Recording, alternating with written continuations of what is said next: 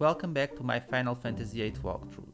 In this segment I'm going to show you how you can collect cards by playing Triple Triad a lot faster, and also who are the best people to challenge to collect the cards that you'll need to not only obtain powerful magic but to also obtain the necessary items to obtain the Lion Heart. So the first thing that we want to do is challenge this lady, the Queen of Cards, to a game of Triple Triad. And we're waiting for her to use the All rule. Now the All rule, what it does is that it allows you to, if you win a game, you'll be able to collect all of the opponent's cards, regardless of the difference in points between the two of you. In a standard game you can only win one card, but with the All rule, you'll collect all of the cards. Now obviously this does bring a risk, because if you lose a game, then your opponent will take all of your cards. And that's obviously a pretty big risk. But since we'll be obtaining fairly good cards pretty much early on, it won't really be a very high risk. The thing that we need to do now is keep challenging the Queen of Cards for a card game until it appears that the trade rule in place is all. Once you do it, challenge her to a game, play, win, and the All rule will automatically spread through this region. In fact, if I'm not mistaken, pretty much all the characters in the game will start using the All rule. So this might take a little while, but just keep trying, because the rule that we want is the All rule. We don't want any of the other rules, they're just a waste of time. There we go, finally, the All rule. So if I win this game, I'll be able to win all of the Queen's cards, but then again, if I lose, then I lose all of my cards. So this is a little bit of a high tension moment. Can you feel the tension? I sure can, because I don't want to start over. Let's see. Sounds like a good idea. So the way the standard Triple Triad game works is that if I have a higher level card than my opponent, I'll be able to flip it. It's really not that complicated to follow the rules. As you see, like 6 is obviously a higher number than 4, so I was able to flip my opponent's card. And if all goes well, I think I have this game pretty much won already. Yep, we got it. See, since I'm using the All rule, I've just pretty much won all of the Queen's cards. Now the All rule will automatically spread through Balamb, and now I'll begin to show you which players you should challenge in order to obtain certain cards that you can then convert into items. Now this guy right here, the man at the train station, at this point in the game he only uses level 1 and level 2 cards, as I'll demonstrate. No, that's not good. We want the All rule. That's the rule that there we go. See, now you're getting the hang of it. If by some reason the game starts using another rule, just leave and start over, and it will start using the All rule again. Don't worry about it. I suppose. So this guy only, as you can see, is only using level 1 and level 2 cards. So he's a great character for us to farm, specifically Gala cards, which can be used to obtain meltdowns. And meltdowns are a very important spell. You know, the Gala cards are converted, each Gala card converts into one mystery fluid, and the mystery fluids are then converted into meltdowns. Meltdowns is the best music that is the best magic, not music, I'm sorry, that you can junction to vitality, and it's just going to, and it also decreases your enemy's vitalities to zero. So it's a very useful magic to have this early on in the game. Another card that we want among these slots is the Mesmerize card, which is a level 2 card as well. Now the mesmerite cards, each card can convert into a... Well, I forgot the name, it's mesmerize something.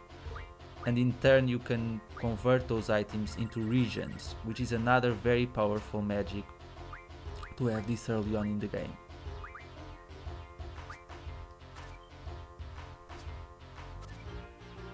So you should play a few games with this guy, because there isn't a high chance that you'll lose, since he really only uses these low level cards.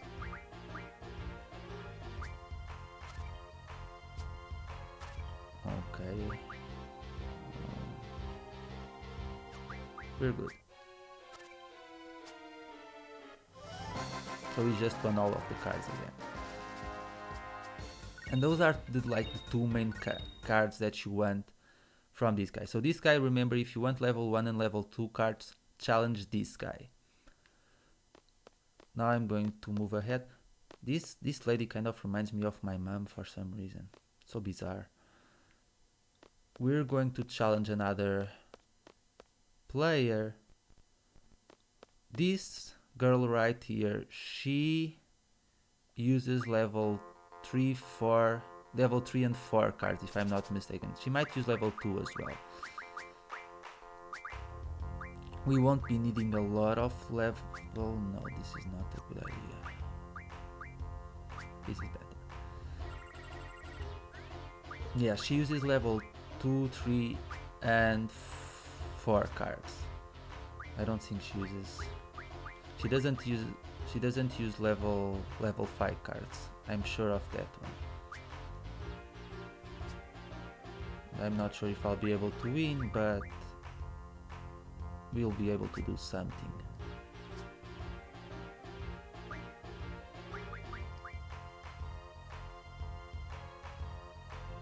Yeah, I got to game 1. That's very easy. Thank you very much.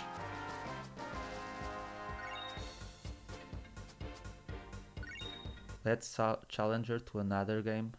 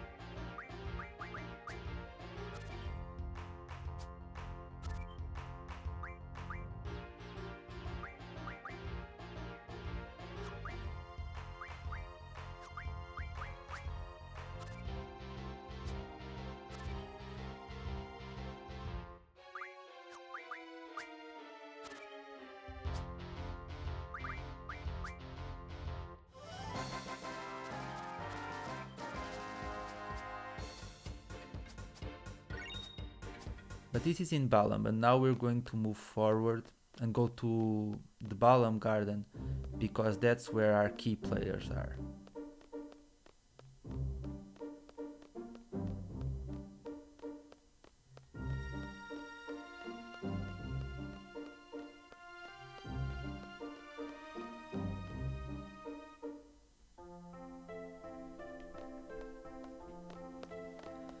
We're just going to say goodbye to Quizzes.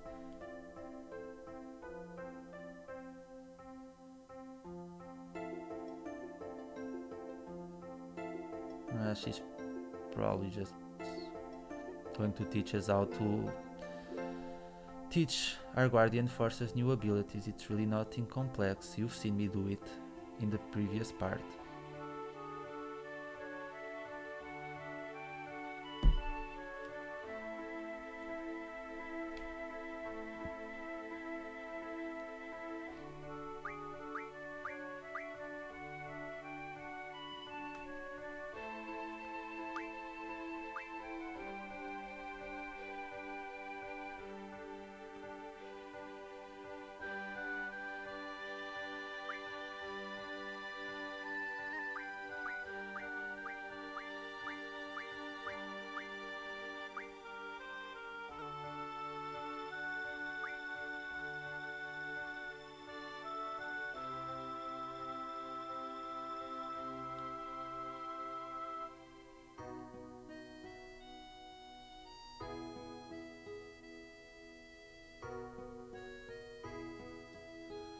So yeah, basically you need to earn AP to learn each ability, and if you after you learn that ability, you'll be able to use it when you junction the guardian force in question.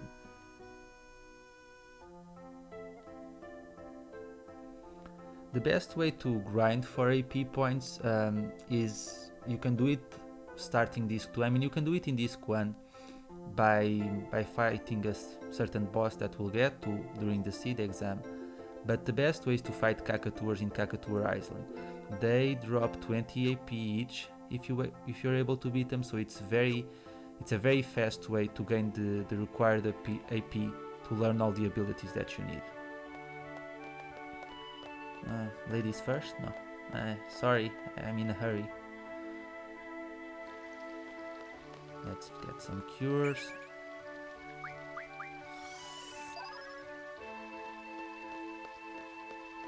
Okay, now there are a few rare cards that we can get in Balamb Garden, which is the first thing that I'm going to do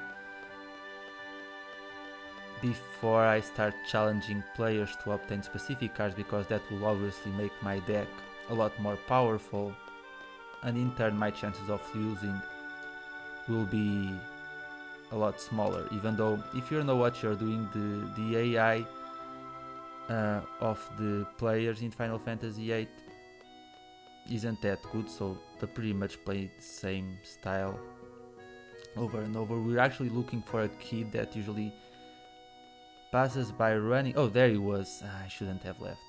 Let's see if he appears again. He's not here. Just walk out and back into the scenario. Is he here? Not yet.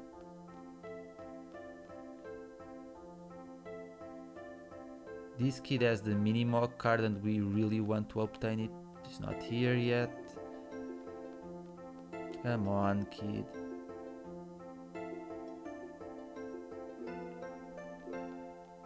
He's being a little bit stubborn. Let's try from the other side to see if he appears.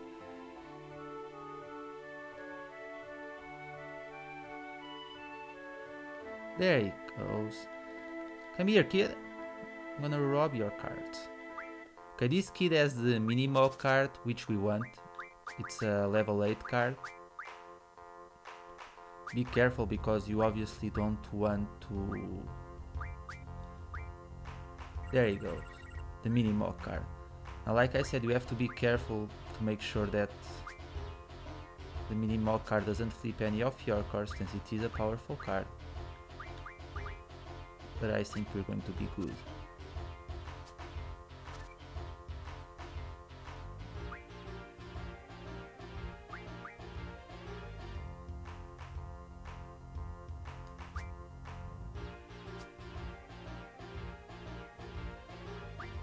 Oh, we might actually...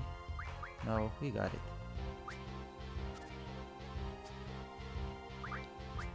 Awesome, so we just won the Minimo card, and now things will be a lot easier from this point on. It's a level 8 card, GF card, so we can let him go, we don't need him anymore. what we're going to do now is we're going to the cafeteria. Let's select cafeteria. And we're going to obtain another very rare card, the Quistis card, which is a player level 10 card. And we're going to obtain it from the guy sitting in the back, who is one of the Quistis 3-piece members. Now, I'm pretty sure you can obtain the Quistis card from both this guy and the Quistis 3P number 3, who's in the study hall, but this guy just has better cards, so we're just going to challenge him instead. He's actually not using it the first turn, but since I am challenging to a game, guys, this guy is the best player in Balamb Garden for you to obtain your level 5 cards. This is due to the fact that this guy only uses level 2 and level 5 cards, so it makes it very easy for you to collect the required amount of level 5 cards that you'll need. Now, the cards that you'll want at this point, the level 5 card that's absolutely crucial for you, is the Elnoil card. You'll need 10 Elnoil cards to obtain 1 energy crystal, and you can then convert those energy crystals into pulse ammo, which is one of the items that you'll need to obtain Squall's ultimate weapon, the Lionheart. Now, usually people, people say that it takes a long time to collect the required cards, but since this guy only uses level 2 and level 5 cards, it's actually fairly simple for you to collect the required Elnoil cards, because Elnoil is a level 5 card. So you just have to keep playing him. Sometimes it does come down to a little bit of luck. Sometimes he uses the Elnoil card very often, sometimes it takes a while, but he will use it. And as long as he uses it, we're golden. Like I said, this is the best guy to play in Balamb Garden. We're still waiting on him to use the Quistis card, which is the card that we really want to obtain just to make our deck stronger. But just keep challenging him, and you'll need at least 20 Elnoil cards, because like I told you, 10 Elnoil cards convert into 1 energy crystal, and we're going to need 2 energy crystals. No, I don't want to use the same card twice. But it's not just the Elnoil card that you can obtain, because there are other very important cards that you can obtain by playing this guy, including the Mesmerize card, the Marlboro card, 4 Marlboro cards convert into 1 Marlboro Tentacle, which you'll be needing for another side quest later on in the game. And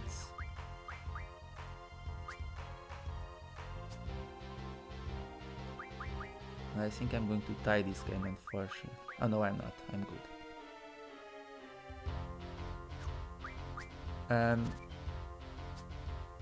You might also consider one to collect Iron Giant cards, which you can convert into Star Fragments, and Ruby Dragon cards, which you can convert into Inferno Fangs, because these two, the Star Fragments and the Inferno Fangs, not only are they necessary to obtain a lot of the final weapons, but you can also convert them into powerful magic. In this case, the Star Fragments can be converted into Meteor magic, and the Inferno Fangs can be converted into Flare. Each Inferno Fang converts into 10 flares. Unfortunately, you'll need to collect a lot of Iron Giant cards and a lot of Ruby Dragon cards to have a good amount of both Star Fragments and Meteor. But you really don't need such powerful magics this early on in the game anyway. So like I said, he's being a little bit stubborn. He hasn't used the the Quistis card yet, which is the one that we want. But like I said, you will use it. If you think that it's taking too long to use it, you can go to the study hall and challenge the other 3Ps. One of them will use it.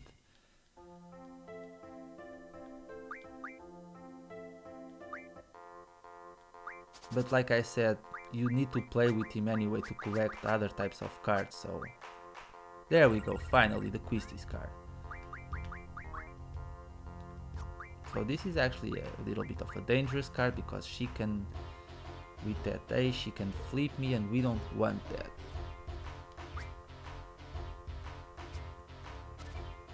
We'll have to start off with a little bit of disadvantage, but that's... we can handle that.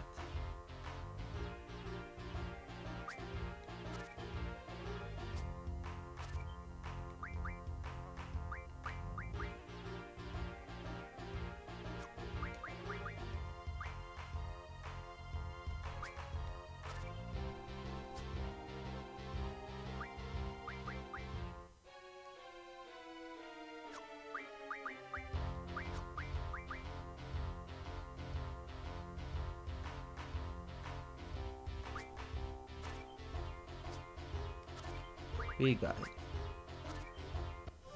There we go. This is our first player card. And now things will get very easy because your deck is now superior to any of the other garden players.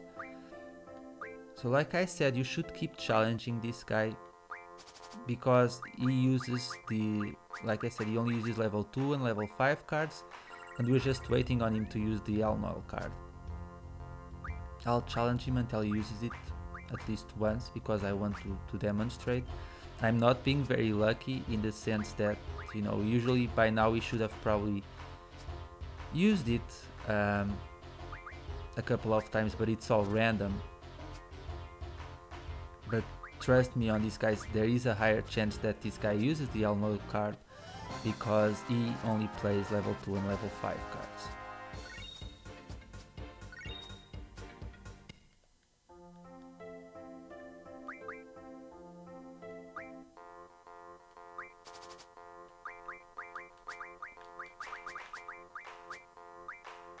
There we go, finally uses an Elnoil card. This is the card that you absolutely must obtain in order to obtain Squall's Lionheart on this one. And like I said, you'll need 20 of these cards, which depending on your luck, it can take longer, more or less time. It really, like I said, it really depends on your luck, but it shouldn't take as long as if you just go around playing with random players, which is what a lot of people do. Because most players, they can use 3 different levels of cards. But like I show you with the guy in the train station in Balamb and this guy, they only use 2 different levels of cards. So that obviously increases the chances of him using the cards that you want to obtain.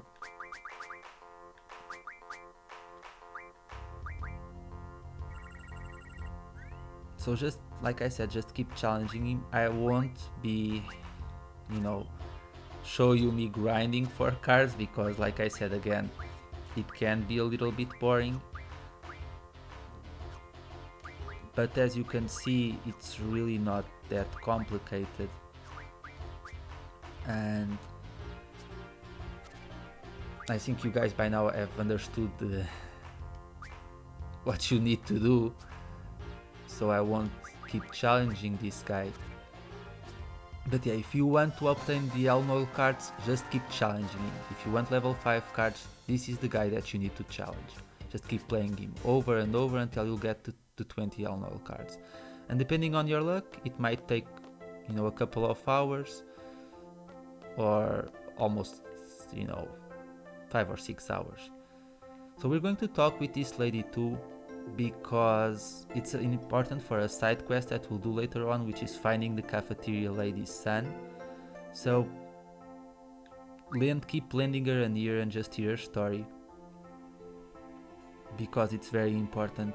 I mean, it's really not important. The only benefits that you gain from finding the cafeteria's lady's son is to reunite a family, which is a pretty good reward, I guess. But, you know, I suppose it's nice to help video game characters.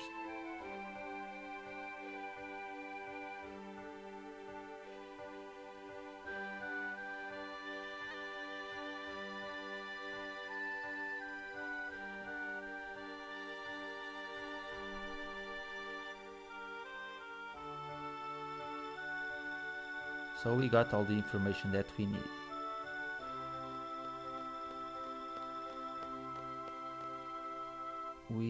Right now we're going to do another. We're going to obtain a rare item. That's the Occult Fan. The Occult Fan. There's the kid running again, but we won't challenge him. We don't need to.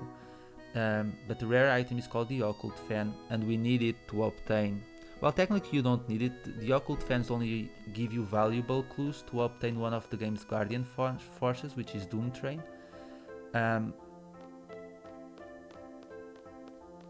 But at the very least you can then sell them for a pretty good price. So the Occult Fan is right here, just search on the shelves. No, I didn't want to come here. It's right here in the corner. There we go. Let's check it out.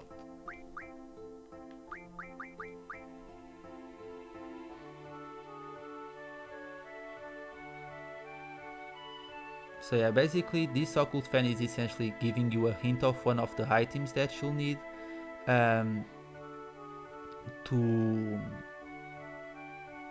obtain the Guardian Force Doom Train, which is steel pipes. You need 6 of them. By the way, you might also want to challenge this guy. He uses all levels, like from level 1 to level 5. I won't challenge him right now, but is a good source to if you want to capture a very big diversity of cards. There is one more player that I want to challenge, which is the Gatekeeper, because he uses level 3 and level 4 cards, and level 3 and level 4 cards are important because of 2 monster cards. The Abyss Worm card, which can be converted into windmills, and windmills can be converted into 20 tornadoes each by using Quasar called Standard Magic Refinement. And the other, there's the Abyss Worm card right there, and the other card that we want, which I'm not recalling the name of the monster, it's Armadodo I think, or something along those lines. Each of those cards can be converted into Dino Bones, and each Dino Bone can be converted into 10 Quakes, if I'm not mistaken. So Quake and Tornado are 2 very powerful spells to have this early on in the game. So yeah, you should collect Abyss Worm cards and Armadodo cards. So just keep challenging this guy. I think he's the best source. Either him or the girl in Balamb Town that I showed you. Don't worry if they use the one rule. Just keep challenging them, and it will revert back to the all room.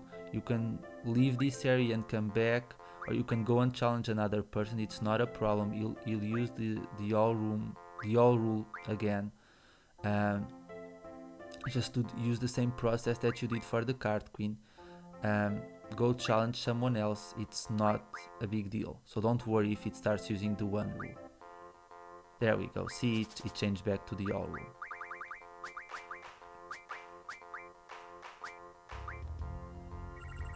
You can also use level 5 cards. So yeah, it can also be a source for Elnoil cards, Balmboro cards, Ruby Dragon cards. He just doesn't use them as often because he can use all cards from level 1. I don't know if he uses level 2 cards. I didn't notice if he does, but he uses at least level 1, level 4 and level 5 cards. The Abyss Worm cards are crucial at this point in the game. Like I said, with Tornado, your characters will be so powerful early on, it's the best. It's one of the best spells that you can have early on in the game. Actually, it's one of the spells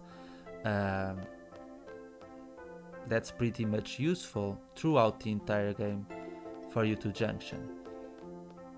Now, if you need to win a certain amount of card games to be able to challenge the card club members in Balamb Garden. You can't do this side quest on disc 1, you have to wait until disc 2 at least. So no matter how many games you win, you won't be able to challenge the card club members. But after you win a certain amount of card games, triple triad games,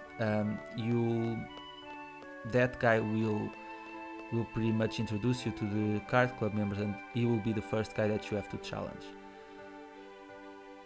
Actually, there's an Exuna, I think, draw point by the library, which we can go and get as well. And like I said, guys, I'm not going to show you. There's just no point in me showing you, like, me just collecting cards over and over. There we go, Exuna draw point. I don't know why I didn't pick it up earlier. I'm sorry about that. But like I said, your objective is to collect the biggest amount of cards that you can, keeping in mind that the most important card to have right now is the Elnoil card. You'll need 20 Elnoil cards, and by the time you have 20 Elnoil cards, you'll also obtain a lot of different cards which you can then use to convert into items. So when I get back for the next part of the game, I'll have collected all the necessary cards. I'll probably even have a few extra ones. So on the next part we're going to start the seed exam test. So I'll see you guys on the next part, guys. Thank you for watching, and happy gaming.